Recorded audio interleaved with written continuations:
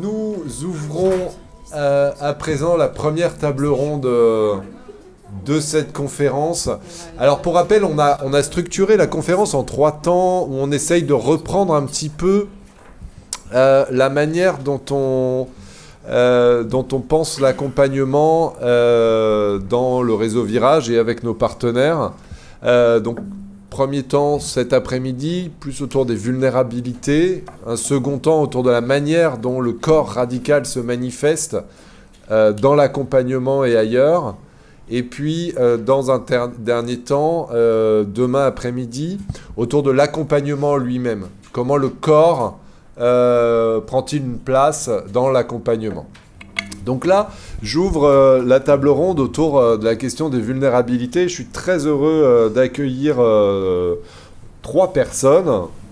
Alors, Marine Villasec, dans un premier temps, psychologue au Capri de Bordeaux.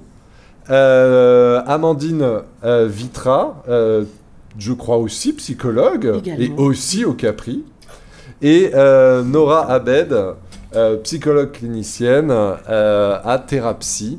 Vous pourrez peut-être dire un petit mot sur vos structures sans prendre trop de temps, puisque le temps nous est compté. Et donc, peut-être pour commencer chez vous, au Capri, Marine et Amandine, alors vous allez proposer une réflexion autour du corps familial. Et je vous laisse la parole tout de suite. Et merci encore d'avoir fait le trajet un peu difficile, je crois, en ces temps de grève jusqu'à Strasbourg. Oui, merci à vous, merci aux organisateurs et merci à vous d'être présents. Effectivement, on a fait une présentation qui s'est centrée sur le corps familial et sur les enjeux qu'il peut y avoir pour les adolescents qui viennent s'arrimer à une idéologie radicale. Et au niveau du corps familial qui, on l'a observé dans un certain nombre de familles, est empreint d'une certaine toxicité. Et combien, en fait, il y a une articulation autour du corps qui va venir se voiler et qui est effracté pour échapper à des liens incestuels, voire incestueux. Voilà, donc on va essayer d'aller vite parce qu'on a fait un PowerPoint, je pense, un peu long par rapport au temps qu'on a. Donc sur les types d'accompagnement qu'on fait, donc juste pour situer rapidement, on a 3 missions de prévention, c'est-à-dire prévention générale, un axe plutôt formation et un axe plutôt de travail avec les personnes ou les familles, ce sur quoi on va se centrer. Voilà. Aujourd'hui, dans ce qu'on va vous présenter. Donc un accompagnement des familles et des jeunes, et selon les besoins, donc on fait des thérapies individuelles, des entretiens familiaux, au Capri, dans des lieux tiers, chez les personnes directement. On a quand même la chance et le confort de pouvoir construire un peu sur mesure les accompagnements qu'on va proposer, et toujours en construisant ensemble, en croisant nos regards. Voilà, alors la particularité qu'on a, c'est que nous, on se base sur un courant plutôt psychodynamique, mais aussi avec une vision systémique. Donc on envisage la famille comme un mobile, où on part du principe qu'en accompagnant directement les parents, les personnes qui viennent nous faire des demandes, on vient infléchir quelque chose au niveau du système familial, et que parfois, juste en recevant les parents, en travaillant avec eux les modalités relationnelles, on va venir infléchir et jouer quelque chose sur les jeunes qui sont directement concernés par la problématique. Donc c'est l'image du mobile qu'on a mis. C'est aussi l'idée d'une position, enfin qu'on retrouve aussi dans les travaux sur les personnes sous emprise sectaire, sur comment ça va faire symptôme aussi au sein de la famille, finalement, cette adhésion pour les personnes ou cet attrait voilà, pour ces mouvements-là. Donc on travaille, c'est pour cette raison qu'on travaille sur ces mouvements radicaux. Alors on voulait un petit peu s'excuser aussi parce qu'il y a peut-être des choses qui vont faire redites avec ce qu'a développé Guillaume Courduvant, mais on va aussi s'appuyer là-dessus pour aller plus vite sur certaines périodes. Donc, il était une fois l'adolescence. Là, on s'est servi de Riyad Sattouf dans l'Arabe du futur, qui montre bien ce mouvement entre l'enfance où il était un petit garçon très mignon, assez idolâtré, et qui passe à l'adolescence avec ce changement corporel assez impressionnant, où aussi il a des complexes qui commencent à arriver, voilà, l'acné, le gros nez, voilà, c'est cette émergence aussi du pulsionnel. Donc voilà, on fait beaucoup allusion à des références culturelles aussi pour illustrer notre propos. Donc voilà, oui, le fait que ça arrive dans le corps, on va passer assez vite, donc ça a déjà été mentionné, cette partie-là. On peut passer à la suivante. En tout cas, c'est ce qui fait point commun l'adolescence, c'est que ça part du corps. Vous voyez, on parle aussi beaucoup de l'adolescence par rapport à ces questions de radicalité et de corps, parce que c'est la réalité de notre clinique. Hein. On a essentiellement un public adolescent. Donc on revient aussi, pareil, sur la question de la prise de conscience de la mort, c'est-à-dire qu'à l'adolescence, on se détache petit à petit de la face aliénante des idéaux avec cette promesse illusoire d'une immortalité, d'une perfection. Donc c'est une période de grande désillusion où la mort, il y a certains adolescents qui vont être aussi dans des conduites ordaliques pour tester aussi le risque et pour se sentir aussi assez vivant. Il y a des angoisses très fortes qui émergent à cette période-là, des angoisses diffuses de mort, et où les jeunes vont pouvoir aller flirter avec des risques. Voilà, en tout cas, ce qu'on peut pointer aussi, c'est cette question de jouer avec les limites. Trouver, toucher un peu les limites. Enfant idéalisé, adolescent décevant. Donc c'est aussi une chute de l'idéalisation qu'il y a pu avoir notamment des parents à l'endroit des enfants. Là, on a montré l'image de Drew Barrymore qui a été complètement sous les feux des projecteurs au moment de l'apparition du film, et qui a été en tout cas mise en lumière. Et en fait, à la période de l'adolescence, elle a été dans des conduites, là pour le coup, des conduites ordaliques avec beaucoup de prise de toxiques, et qu'on voit qu'il y a cette espèce de décalage entre l'enfance et l'adolescence qui peut être très effractant pour les enfants. Ça marque une rupture. Là, du coup, on entre déjà aussi dans les spécificités de notre clinique. Hein. On a beaucoup de situations comme ça d'enfants qui ont été très idéalisés, enfants, très poussés, aussi des fois avec le rêve des parents, notamment dans les activités sportives.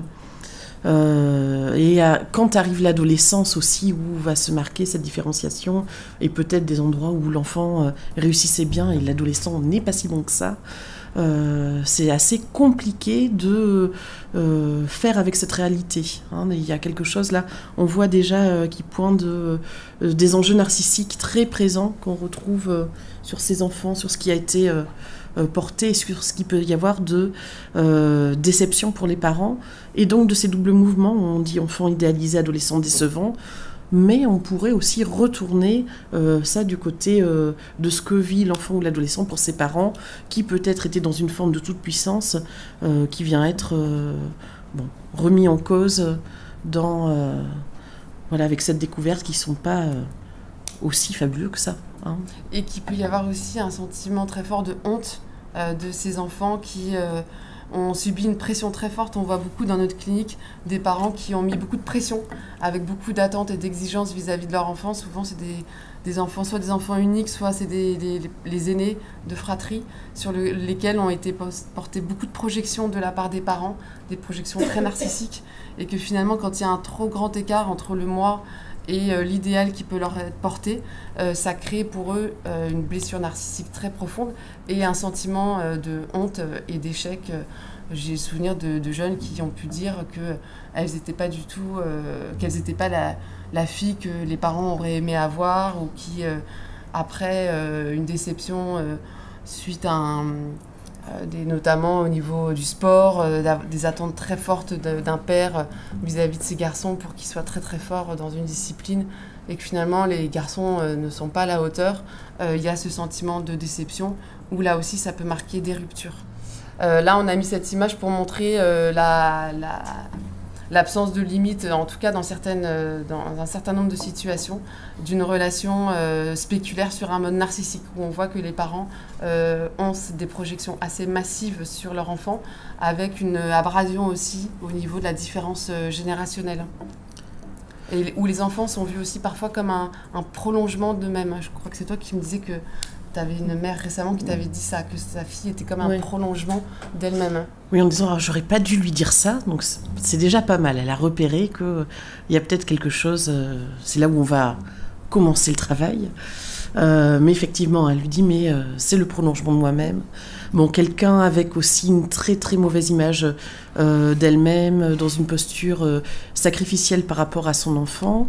Et puis, c'est un peu cette image de cette mère-là qu'on voit, où finalement elle va maquiller sa fille, parer sa fille peut-être trop jeune d'habits qu'elle-même ne va pas utiliser. Hein. Il y a quelque chose de cet ordre-là. Et puis déjà, on peut faire le lien donc, avec la suite, la petite vignette vidéo qu'on va vous montrer aussi sur ces questions du coup de différenciation. Voilà. On va voir qui va reconnaître.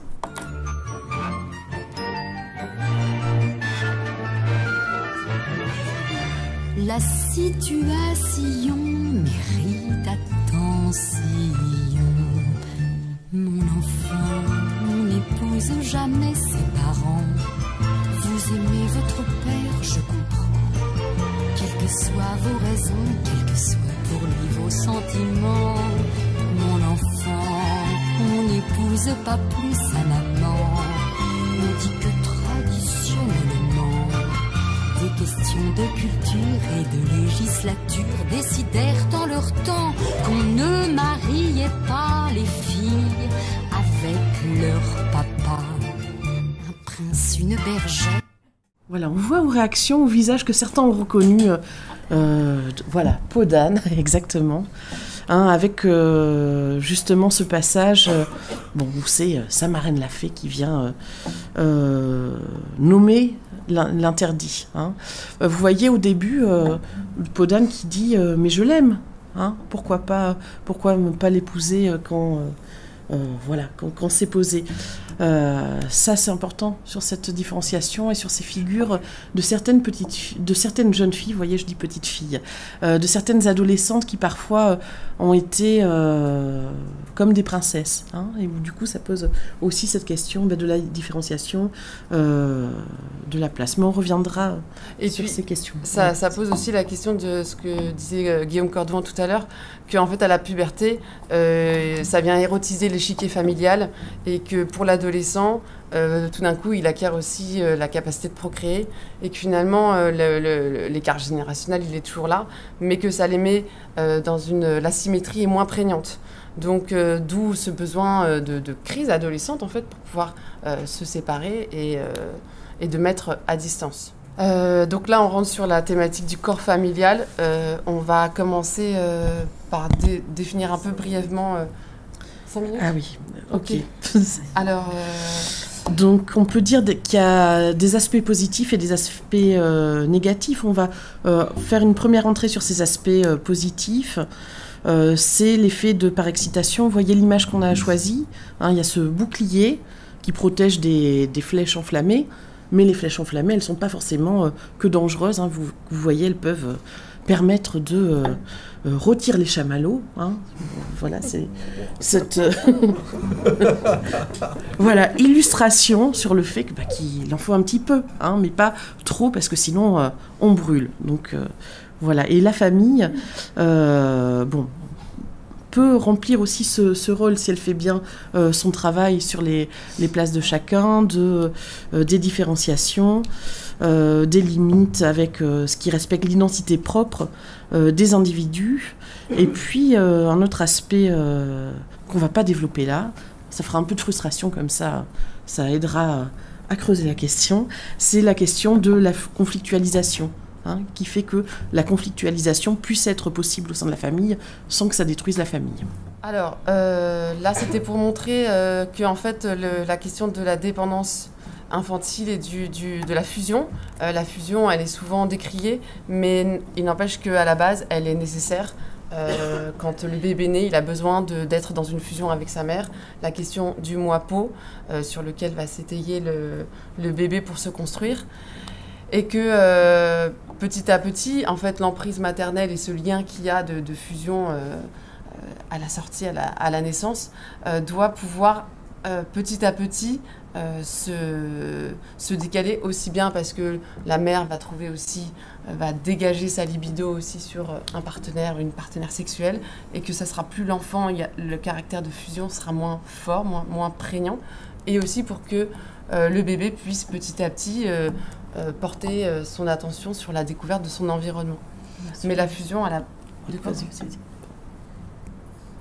voilà, la fusion, à la base, elle a son utilité. Ce qu'il faut, c'est que petit à petit, elle puisse se dégager et que la mère permette à l'enfant de pouvoir s'individuer. Oui, c'est l'image aussi de tout le milieu, tous les entours, tout ce qu'il y a de transmission avec les images de l'Olivier. Voilà. Et il y a les aspects donc toxiques qui va y avoir. Donc avec l'inceste, cette citation, l'inceste n'est pas l'Oedipe, il en est même tout le contraire. Donc l'inceste qui vient du mot latin incestum, qui signifie souillure, à rapprocher de nicesto, rendre impur, qui rappelle que l'interdit de l'inceste aussi est accompagné d'une forte répression culturelle qui fait de l'inceste un tabou et puis souvent législatif. Donc là, on a plusieurs situations, on a pas mal de situations où il y a des incestes et puis on a aussi beaucoup de situations où on est sur un autre registre avec beaucoup de liens communs, mais c'est la question de l'incestuel. Notamment, donc en fait, on observe que une grande majorité des familles qui viennent nous voir, dans leur discours, ça transpire en fait qu'il y a des climats fortement incestuels. Donc on peut vous donner des exemples. Une mère qui raconte qu'avec son fils qui a une vingtaine d'années, ils passent beaucoup de temps allongés, à se raconter leur vie, aussi bien professionnelle mais intime, en se caressant les cheveux, d'un père aussi qui raconte que tous les soirs il masse sa fille voilà, pour que ça l'aide à s'endormir, mais dans un total déni. En tout cas, ils ne sont pas du tout dans un recul par rapport à ce qui se joue, comme en fait s'il y avait un déni aussi de l'âge et de la différence des générations. Ce qui est intéressant aussi, c'est vraiment de le mettre dans la dynamique familiale globale, dans ce qui se passe, qui fait que ça ne va pas faire justement ces fonctions de barrière. Donc cet incestuel, il maintient aussi la fusion, cette idée d'indifférenciation. L'image qu'on a vue, c'est une image de Florence Irigoyen.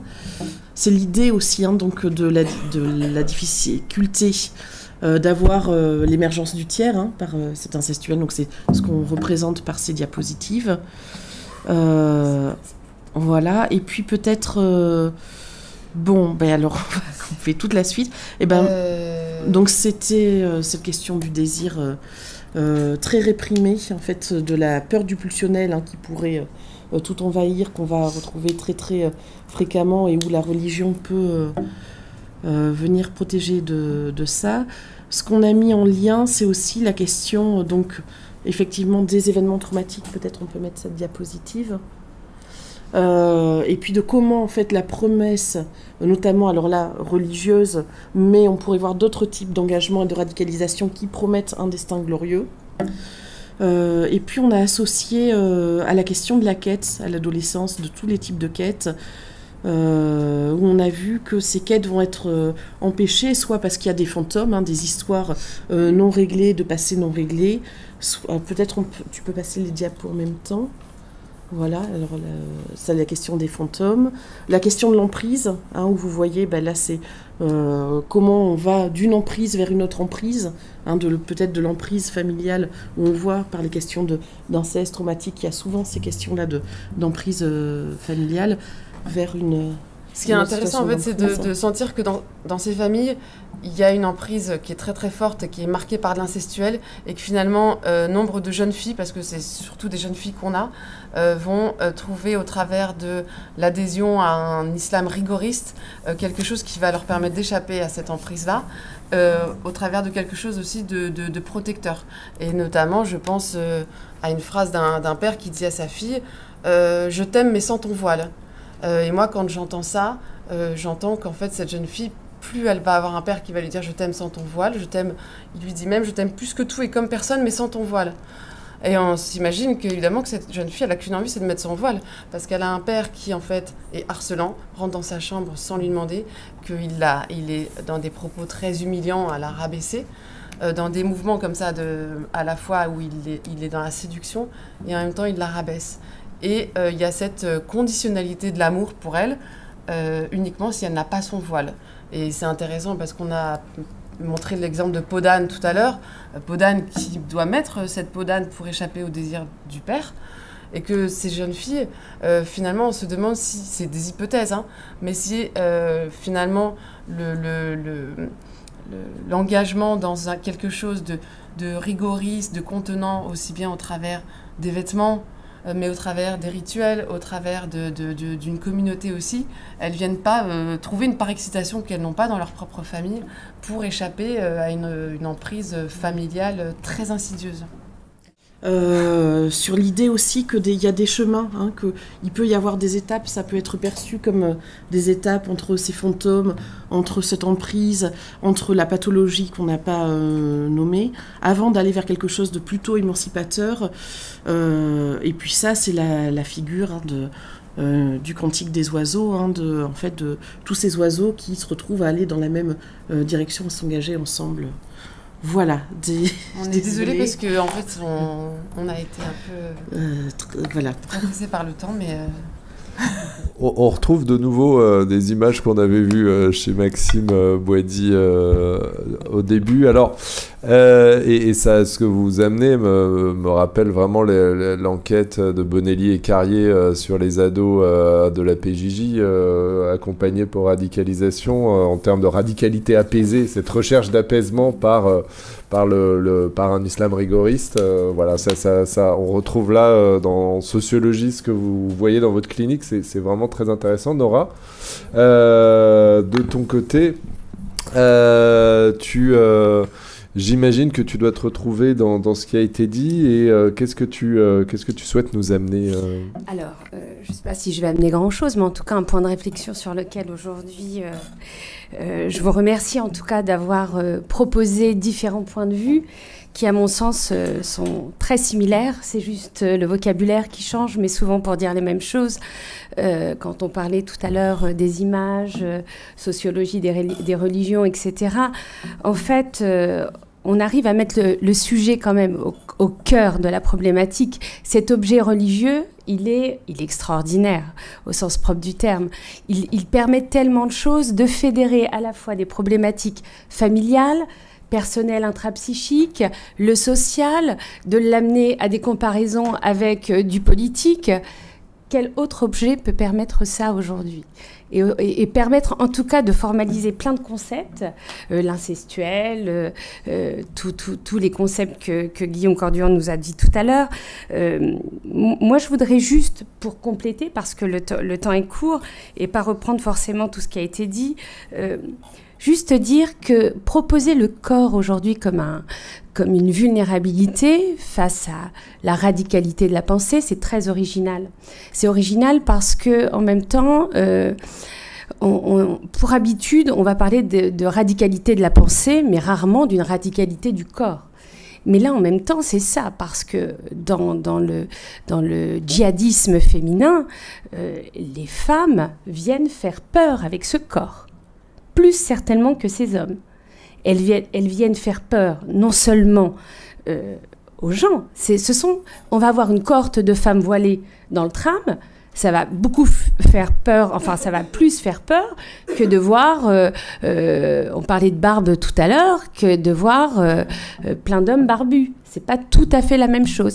Il y a quelque chose de cet ordre-là parce que ça cache tout ça. Ça cache, qu'est-ce qui se cache derrière ce corps voilé? Et c'est là qu'on peut deviner une vulnérabilité du corps. C'est là que tout le monde, communément, on peut aller fantasmer dans qu'est-ce qui a fait défaut dans cette vie de femme pour qu'elle puisse en arriver là aujourd'hui.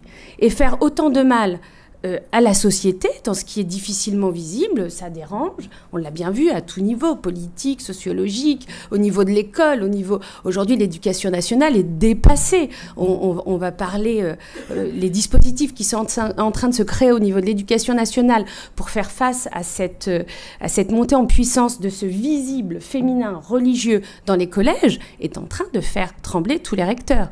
Donc, c'est pas rien de pouvoir visualiser ça. Donc, le fantasme n'est pas seulement le fantasme qu'on peut aujourd'hui, dont on peut parler chez les parents, chez les enfants, c'est le nôtre à tous. Nous sommes tous victimes de nos fantasmes, parce que nous, on arrive un petit peu à les formaliser dans nos théories, dans nos lectures, dans nos rencontres, dans notre manière d'écouter et de critiquer ce que l'on peut écouter. Mais c'est pas facile pour tout le monde. Et on n'est pas encore très au clair avec notre manière, en tout cas, de porter une voix sur cette possibilité de voir le religieux d'une autre manière aujourd'hui. La religiosité, on parlait tout à l'heure de sérénité, et pourquoi ces jeunes qui vont mettre ce corps à l'épreuve dans le mouvement, dans les déplacements, dans les retours. Aujourd'hui, on a quand même les retours des mineurs, hein, des zones de guerre. C'est encore un autre débat. Mais ils viennent pas seuls, ils viennent avec leur mère. Pas le père. Les pères sont morts. Donc ça aussi, la morbidité, elle est partout. Elle est partout. Elle est dans le risque de leur effondrement. Ce pourquoi ils embrassent, ces jeunes femmes vont embrasser cette radicalité à travers leur corps et cette visibilité pour tout le risque de l'effondrement. Tout ce qui peut arriver et détruire pas seulement la personne, leur personne, mais détruire aussi un environnement familial dont ils peuvent se sentir coupables. Et j'ai bien aimé votre diapositive tout à l'heure, votre photo, passé honteux, futur glorieux. C'est exactement ça. C'est un peu tout le complexe du pulsionnel. On a beaucoup parlé de l'émergence du pulsionnel, mais en fait, c'est un vrai complexe. C'est un vrai complexe pour ce jeune d'avoir les désirs dont Guillaume tout à l'heure parlait, homosexuels, donc de faire monter en puissance justement sa pratique, ou ces jeunes filles qu'on postait un peu trop de nudes sur les réseaux et qui vont adopter justement une radicalité par le fait d'être voilées pour se racheter une conduite dans la communauté. C'est ça, faire corps. C'est ça, réparer une vulnérabilité. Être vulnérable, c'est toujours au niveau du pulsionnel, du sexuel, mais aussi du côté de la parentalité. Donc, quelque part, la jonction, la frontière, elle est extrêmement limite. Il y a quelque chose entre le fait de faire corps avec un corps.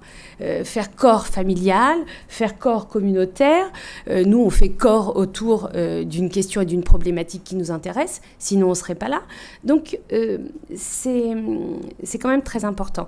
J'avais 2 petites situations que je vais évoquer très rapidement, mais juste à travers un mot, une phrase de chacune d'elles, sans en faire forcément une vignette clinique. La première est que je nommerai Marie, est une jeune femme que j'ai suivie pendant à peu près 1 an et demi, qui est revenue de zone de guerre, qui a vécu 4 ans là-bas, qui est partie avec son enfant, qui a eu un autre enfant avec un autre mari là-bas, et qui est revenue avec seulement son enfant aîné. Elle a eu des stratégies de mutilation pour revenir qui ont été formidables, parce qu'on parle du corps et de ses vulnérabilités. Elle vient d'une famille bourgeoise dans la campagne normande. Rien n'était plus improbable, en fait, ce qui s'est passé. Et pour son retour, elle a voulu faire croire qu'elle a eu une intervention sous prétexte d'un cancer du sein. Donc elle s'est mutilée pour faire croire qu'elle avait eu une intervention pour pouvoir revenir et avoir des soins, etc. évidemment, lorsqu'elle a été rattrapée et judiciarisée, il s'est avéré que ce n'était pas vrai. Elle a été mise sous bracelet, elle a d'abord été incarcérée, puis mise sous bracelet électronique et assignée à résidence chez ses parents. Quel drame! La problématique était là. La problématique du départ était la parentalité. Donc retourner en pleine problématique et faire face au dégoût parental était devenu insupportable. On travaillait en collaboration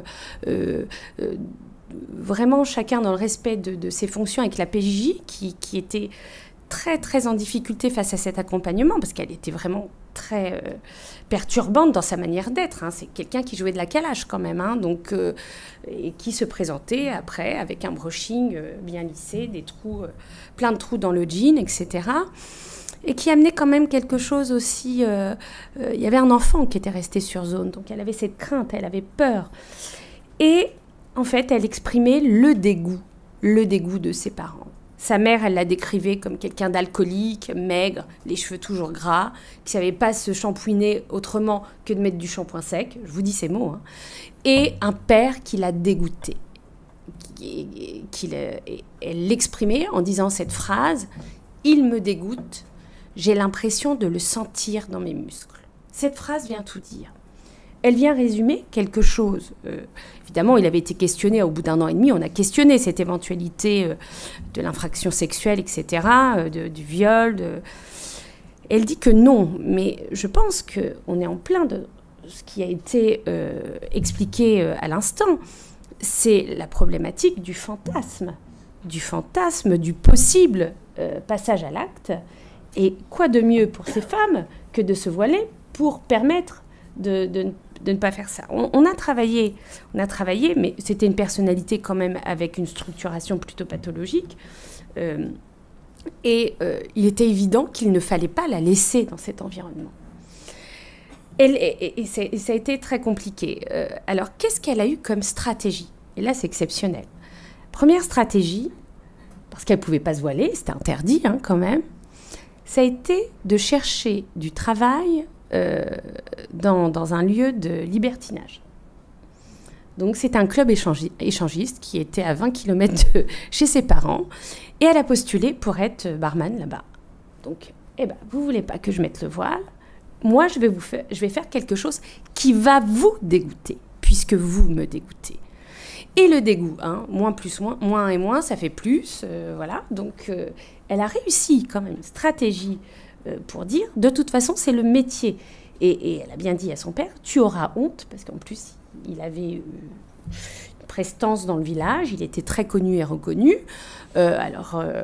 Si quelques personnes la reconnaissaient dans ce club, ça mettrait vraiment très mal à l'aise la famille. Donc la honte n'était plus le fait qu'elle soit partie sur zone de guerre et revenue.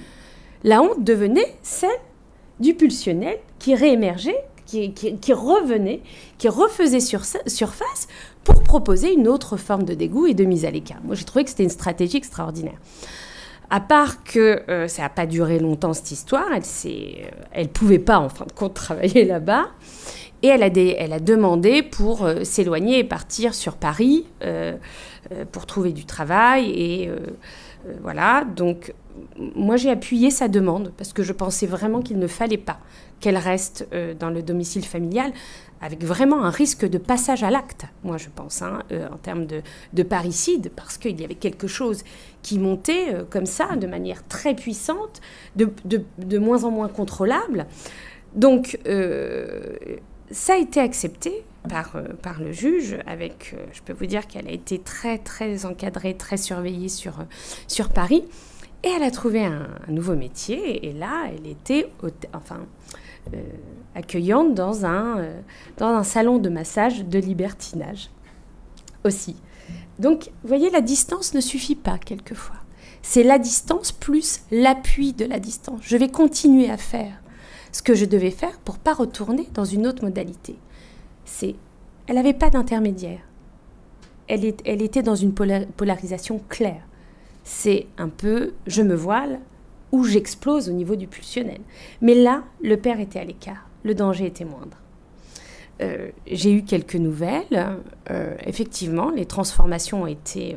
le corps vulnérable s'est transformé. Donc, avec elle a fait des chirurgies esthétiques, pose de prothèse, mammaire, botox, transformation radicale. Alors, on ne sait pas le curseur, à quel moment il peut aussi à nouveau diminuer, mais c'est bien dire que le complexe du pulsionnel, dans le déplacement, n'a pas forcément la même fonction, ne vient pas dire la même chose à partir du moment où la mise à l'écart réelle ou symbolique du danger, en tout cas du fantasme du danger de l'inceste, peut venir faire du mal. Et je n'évoquerai pas la deuxième situation qui est grandement similaire, avec une variable interculturelle un petit peu plus prononcée, mais ça, je suis sûre qu'on pourra l'évoquer une autre fois dans d'autres rencontres.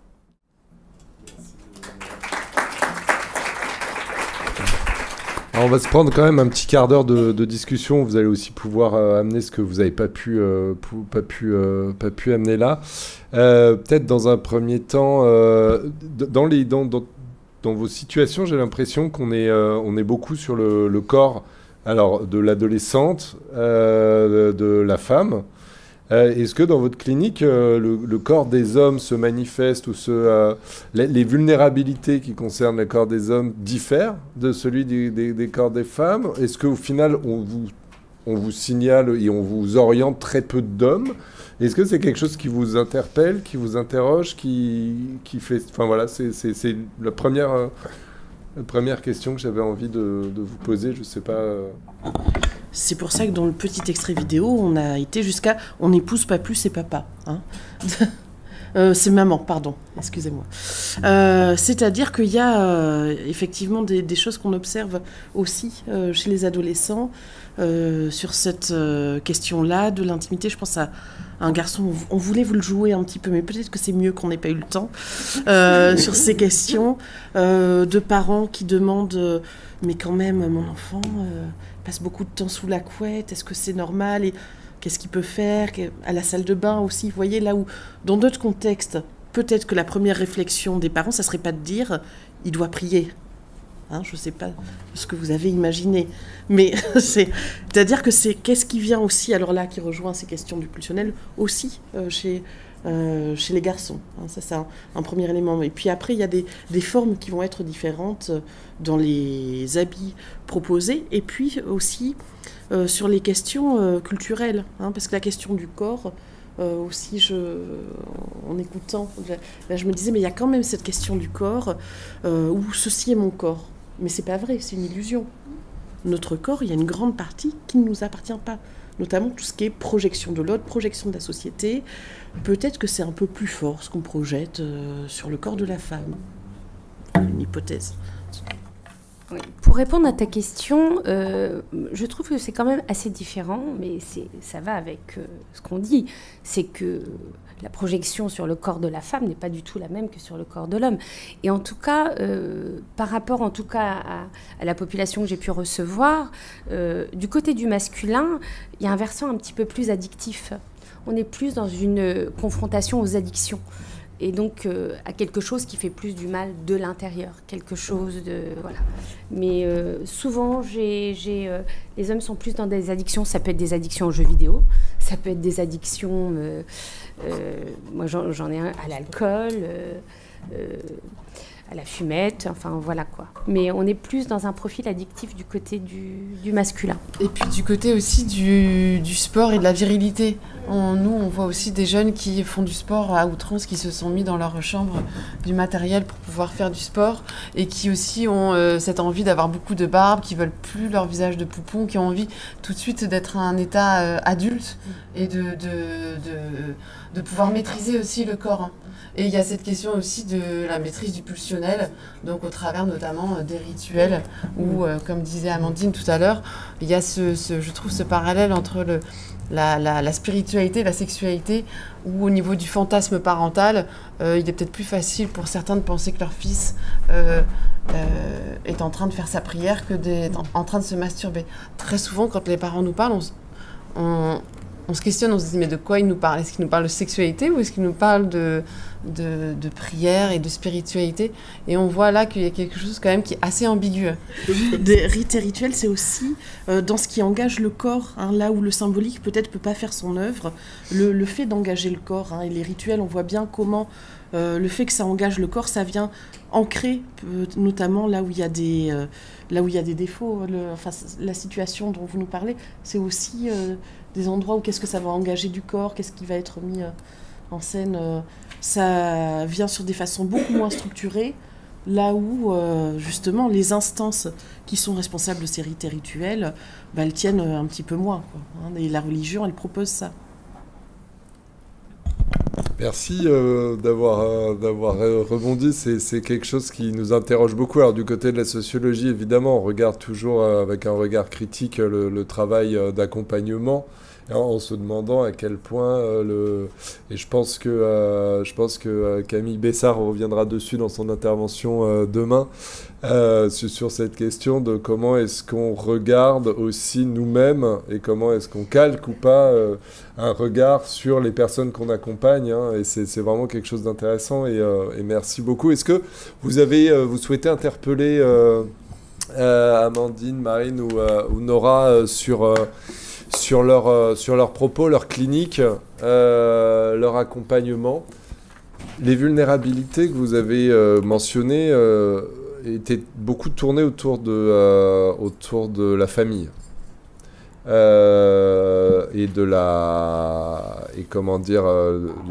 avez essayé, j'ai bien aimé dans un premier temps, bon, c'est pas que toxique, mais bon, quand même, il y avait 2 slides sur c'est pas trop toxique et 20 slides sur quand même, c'est super chaud la famille dans notre clinique.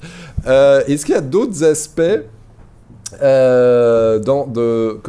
d'autres aspects dans ces vulnérabilités que vous avez constatées dans votre clinique que la famille?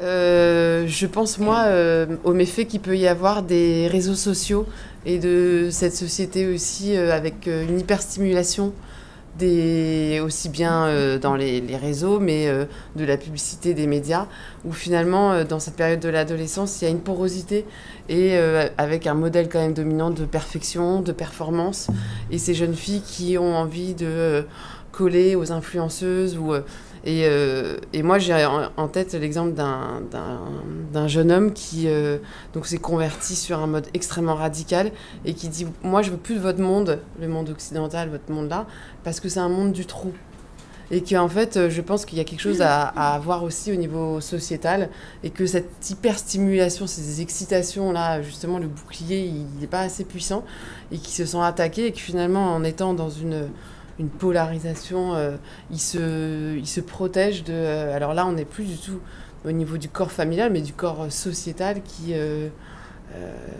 dans l'excès. Ok. J'ajouterais juste que du coup, on mentionne pas la question du politique, là, mais c'est des questions aussi politiques, hein, effectivement, sur le ressort de cette excitation, de cette question du plaisir qui laisse même pas le temps au désir, hein. Alors c'est des vieilles choses, mais bon, quand même, qui éclairent un peu à la façon de regarder, comme les vieilles idées d'être biopsychosocial, de sujets, enfin, voilà, où il y a ces questions-là, parce que on a parlé de l'idée de la quête, hein, c'est aussi la quête identitaire, la quête de sens, enfin, ça fait partie des choses très, très profondes, hein, qui nous animent tous, les êtres humains, et peut-être qui sont un peu plus aigus à certaines périodes, de construction identitaire et de vulnérabilité, hein. On reprend aussi ces questions-là de vulnérabilité sur la question de sens, que ça soit sur la crise existentielle ou que ça soit sur les dimensions pathologiques, peut-être ce qu'on a un peu moins développées, hein, mais qui sont aussi comment trouver dans... quand il y a quelque chose de très pathologique, de très éclaté dans la représentation du monde, finalement, plus il va y avoir des prêts-à-penser à la fois au niveau des représentations, mais aussi sur ce qu'il faut faire pour contrôler ce qui pourrait venir désorganiser. Voilà, c'est une autre entrée. Okay.